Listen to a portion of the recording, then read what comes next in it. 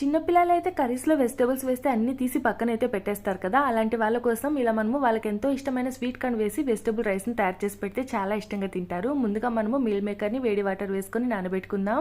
అలానే రైస్ని కూడా నానబెట్టేసుకుందాం. ఇప్పుడు స్టవ్ మీద ఇలా కుక్కర్ పెట్టేసి అందులో కొద్దిగా ఆయిల్ వేసుకుని ఇందులోకి మసాలా దినుసులు వేసుకోవాలి. అలానే ఉల్లిపాయ పచ్చిమిర్చి వేసుకొని వేయించుకున్న తర్వాత 1 టీ స్పూన్ అల్లం వెల్లుల్లి పేస్ట్ వేసుకొని వేయించుకోవాలి.